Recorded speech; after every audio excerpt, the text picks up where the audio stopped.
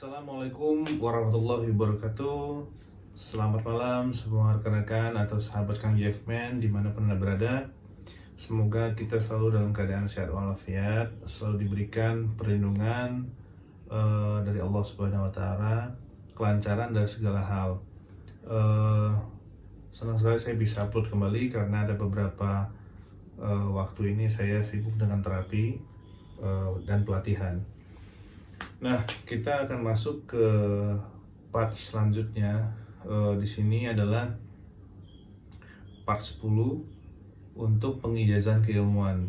Karena sebelumnya saya sudah beberapa kali mengijazahkan dari part 1 sampai part 9 atau part yang terakhir. Saya harap semua keilmuan yang sudah dipelajari bisa bermanfaat untuk teman-teman semuanya. Nah, keilmuan itu tidak dilihat dari beberapa banyak keilmuan yang kita pelajari, tapi seberapa manfaat ilmu itu untuk sesama. Nah, kalau misalnya keilmuan ini hanya kita simpan kemudian tanpa digunakan, itu dari praktek penggunaannya pun akan dirasa kurang ya, seperti itu. Nah, diharapkan teman-teman atau rekan-rekan semua ketika mempelajari sebuah keilmuan, prakteknya diperbanyak. Kemudian tingkatkan keyakinan atau ketakwaan kita kepada Allah Subhanahu Wa Taala, Tuhan yang Maha Esa, karena setiap keilmuan itu memerlukan ijabah. Setiap hajat itu memerlukan ijabah dari Yang Maha Kuasa. Nah, untuk diijabahnya sebuah doa, maka kita harus menjadi pribadi yang bertakwa, pribadi yang menjauhi segala larangan-larangan ya yang dilarang oleh agama. Nah, seperti itu.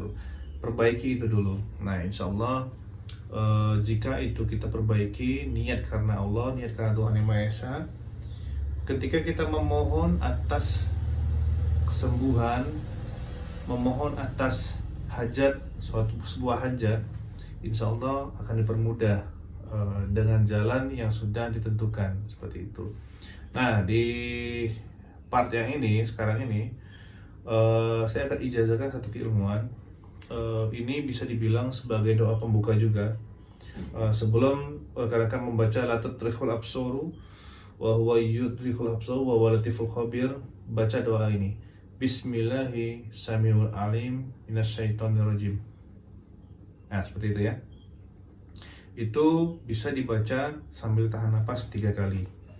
Nah, jika teman-teman ingin mengikuti pengijazan ini, maka silakan siapkan air putih 1 gelas di depan ya, di depan saya ini, depan teman-teman taruh gelas. Kemudian baca sebelum ikut pengijazahannya, baca syahadatnya 3 kali, sholawat 3 kali, istighfarnya 3 kali. Nah, setelah itu ikut pengijazahan yang saya lakukan sebentar lagi. Teman-teman hanya cukup mendengarkan arahan dari saya, kemudian kalau saya bilang minum, teman-teman tinggal minum. Nah, seperti itu. Ini diijazahkan khususon untuk semua yang memang berniat mengamalkan keilmuan ini, berharap berkah, berharap hanya bermanfaat aja untuk sesama, tidak untuk sebuah kesaktian, pengakuan dari manusia, wah saya hebat atau segala macam, bukan. Hanya semata-mata beribadah atau sebagai sarana ibadah kepada Allah atau kepada Tuhan Yang Maha Esa. Doanya tadi, Bismillahi samiul alim minasyaitonir rajim. Ini baiknya nanti ketika setelah diijazahkan ada proses pengamalan selama 7 hari. Proses pengamalan selama 7 hari di mana rekan-rekan semua nanti start atau dimulai dari jam selepas sholat maghrib sampai jam 12 malam. Itu usahakan diisi dengan ibadah ya, ibadah sunnah atau mengaji atau berzikir. Kemudian tepat jam 12 malam baca asmanya sebanyak 111 kali ya, asmanya sebanyak 111 kali. Itu dibaca Bismillahirrahmanirrahim 111 kali tepat jam 12 malam. dan lakukan ini selama 7 malam. Jika dalam satu hari itu ada yang terlupa atau yang terlewat, maka baiknya mengulang kembali dari hari pertama. Yang paling perlu diwaspadai atau waktu yang krusial itu 5 menit menjelang tepat pukul 12 malam. Itu kadang kita tiba-tiba tadinya kuat gitu ya, pas 5 menit mau jam 12 langsung tidur. Hampir semua punya kasus yang sama.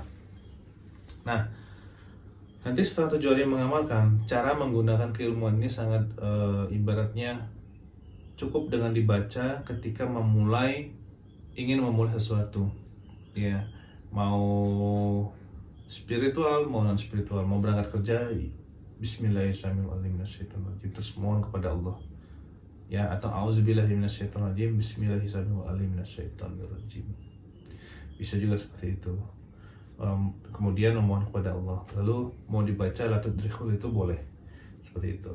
Nah, bisa juga cara menggunakannya, misalnya mau membersihkan atau mau terapi pasien atau pesakit, tempelkan tangan ke air, niat kepada Allah, ya Allah, memohon kepada Allah agar dijadikan sebagai media pengobatan hanya semata-mata karena ijabahnya Allah, ya. Baca, tahan napas, Bismillahirrahmanirrahim 7 kali, tahan, setiap baca tahan napas, tiupkan ke air, seperti itu, suruh minum, bisa juga seperti itu. Ini juga bisa langsung gunakan, ya. Hitungannya ganjil 1, 3, 7 dan sekian ganjil, seperti itu. Oke, kita mulai. Untuk pengijazahan sendiri, usahakan kondisi sudah suci atau berwudu, kemudian duduk bersila, lalu fokus terhadap pengijazahan ini. Oke, ya, kita mulai, ya. Auzubillahi minasyaitonirrajim. Bismillahirrahmanirrahim. Asyhadu an la ilaha illallah wa asyhadu an la ilaha illallah. Asyhadu an la ilaha illallah. Allahumma shalli ala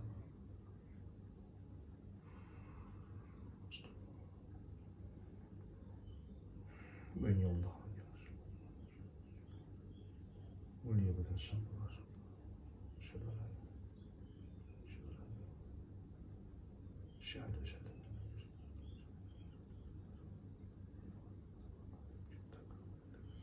Ya Allah, lebih pusing pengijazahan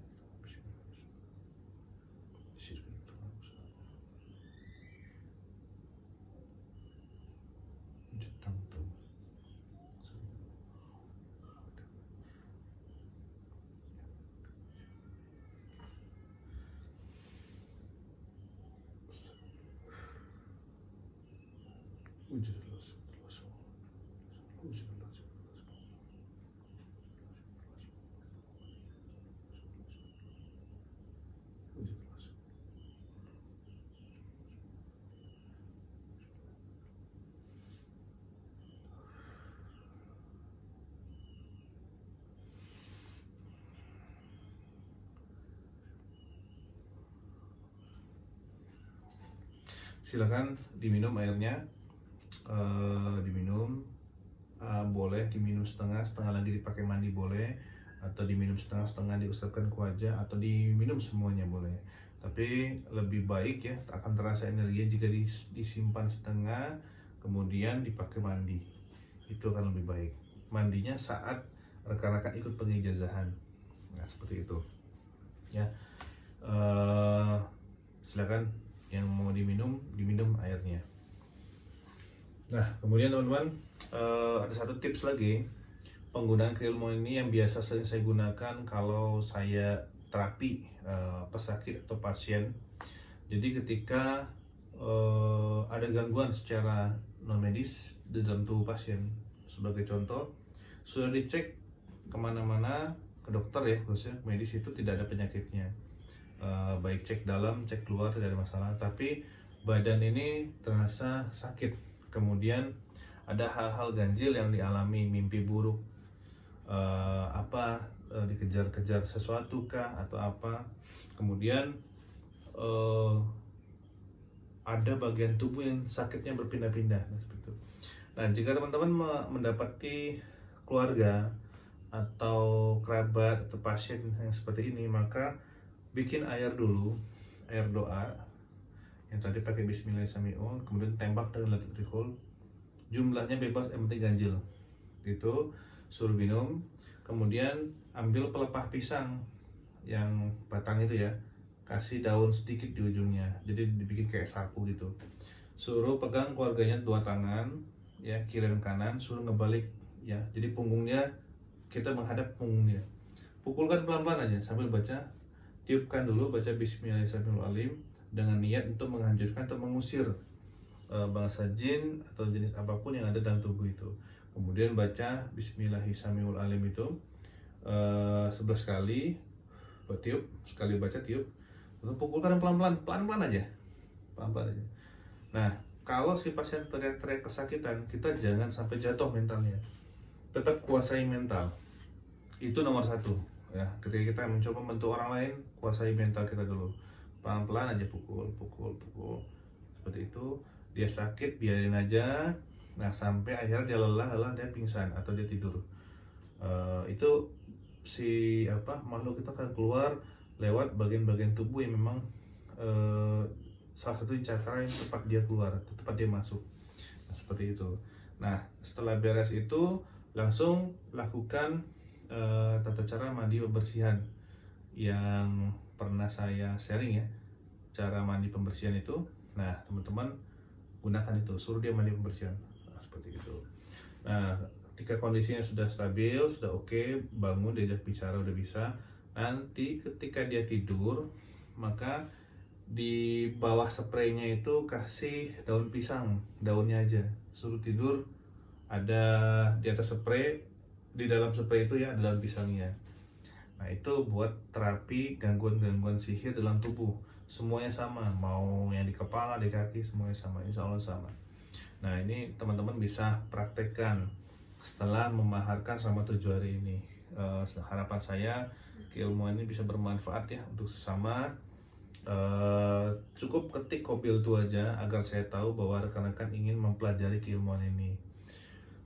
Ada pertanyaan juga saya dapat, apakah aman mendalami ilmu dari YouTube tanpa ketemu guru langsung? Sebenarnya kita ketemu ya, saya berikhtiar memberikan keilmuan ini untuk semua, terus teman-teman merespon.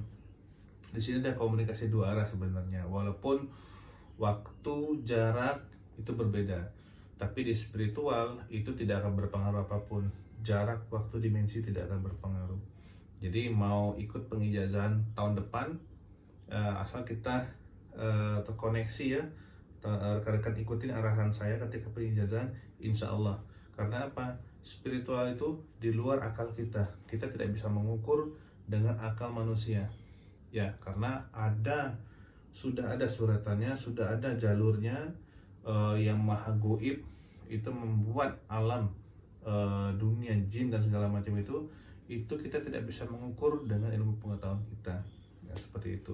Insya Allah ilmunya sampai, asal teman-teman ikhlas mempelajarinya tanpa ada rasa ingin saya pengen cepat bisa, pengen pelajari dengan ikhlas, dengan sabar, tanpa berharap apapun. Insya Allah hasilnya akan terasa. Seperti itu ya. Itu aja mungkin dari saya. Harapan saya rekan-rekan bisa support terus channel ini, karena ini murni saya bikin untuk sharing ke rekan-rekan semua. Nah, bagi yang ingin mendalami lebih lanjut keilmuan ini atau untuk kelas private saya juga buka, silakan bisa kontak langsung WhatsApp saya. Ini kelas private sendiri atau kelas reguler ini ya kan, reguler tergabung dalam satu padepokan. Private itu secara personal, itu video call kita latihan, di mana materi-materi pelatihannya akan step by step bertahap, diberikan sesuai dengan kemampuannya. Nah, insya Allah sesuai dengan keinginan rekan-rekan ingin mempelajari ini untuk apa, seperti itu. Insya Allah Allah mengijabah bisa sesuai dengan keinginan. Seperti itu ya. Sekali lagi terima kasih untuk sudah support channel ini. Selanjutnya nanti kalau ada apa-apa tinggal bisa kontak WhatsApp saya atau email saya. Saya juga buka pengobatan bagi yang ingin pengobatan yang saya coba terapi langsung. Bisa nanti di YouTube saya di biodata ya, itu bisa lihat ada link untuk pendaftaran untuk pengobatan. Gitu. Itu saja mungkin dari saya. Terima kasih banyak. Assalamualaikum warahmatullahi wabarakatuh.